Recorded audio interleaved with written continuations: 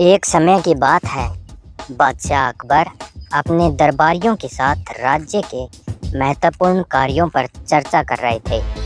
तभी द्वारपाल ने ऊंची आवाज़ में घोषणा की कि बनारस से आए महान विद्वान पंडित ज्ञानदेव जी दरबार में पधार रहे हैं।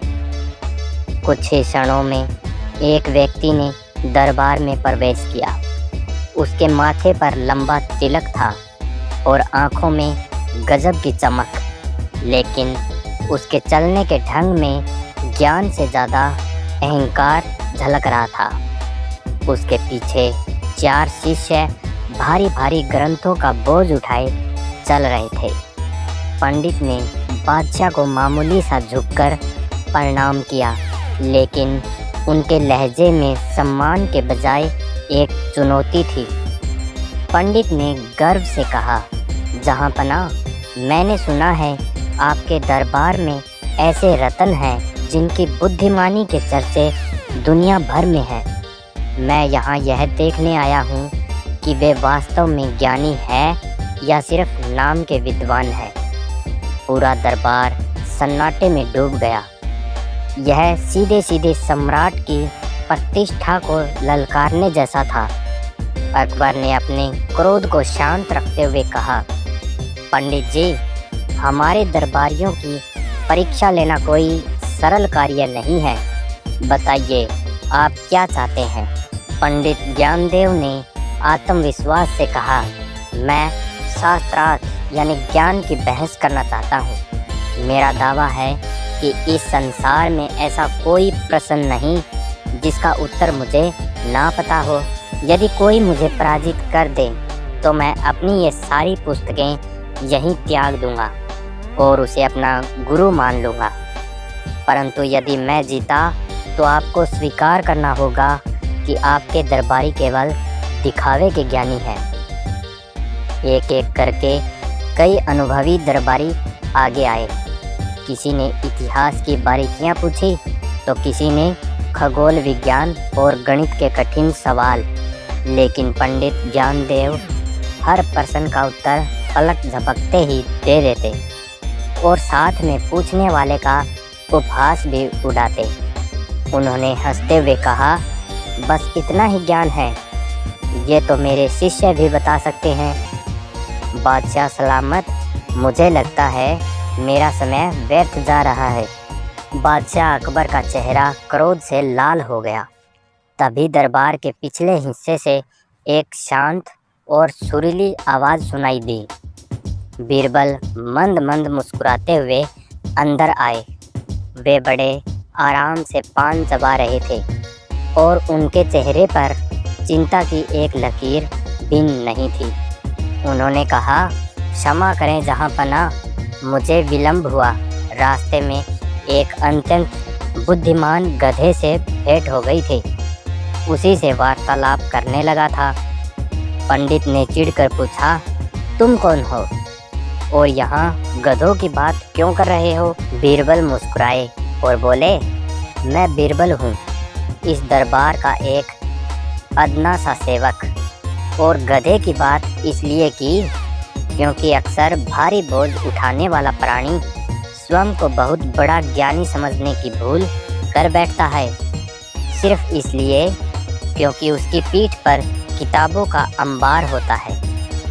यह सुनते ही पूरा दरबार ठहाकों से गूंज उठा। पंडित गुस्से से तिलमिला उठे और बोले, बीरबल, अपनी मर्यादा में रहो। यदि साहस है तो मेरे प्रश्नों का उत्तर दो। बीरबल ने विनम्रता से कहा, पंडित जी, उत्तर तो मैं दूंगा, पर मेरी एक शर्त है। असली ज्ञान वह नहीं जो रटी रटाई बातें दोहरा दे, बल्कि वह है जो सही समझ रखें। आज आप प्रश्न नहीं पूछेंगे, बल्कि मैं आपसे केवल 3 सरल सवाल पूछूंगा। यदि आपने उत्तर दे दिया तो मैं अपनी पराजय स्वीकार कर लूँगा। अपने घमंड में चूर पंडित ने तुरंत शर्त मान ली।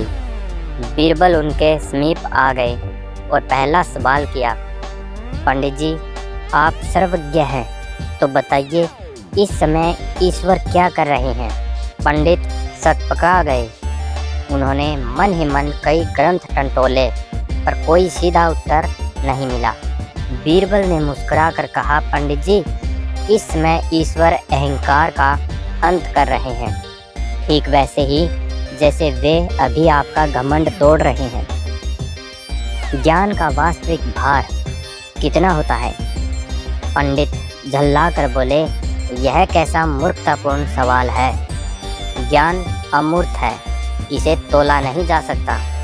बीरबल ने उत्तर दिया, यही आपकी भूल है। ज्ञान का भार व्यक्ति के व्यवहार में दिखता है, जैसे फलों से लदी टहनी झुक जाती है, वैसे ही सच्चा ज्ञानी विनम्र होता है। लेकिन आप तो अकड़ कर खड़े हैं, जिसका अर्थ है कि आपके पास ज्ञान नहीं, केवल सूचनाओं का बोझ है। अंतिम प्रश्न, आपके और स्वर्ग के बीच में कितनी दूरी है? पंडित ने आकाश पाताल के गणित लगाने शुरू कर दिए। वह कभी दिशाएं देखता तो कभी ऊपर।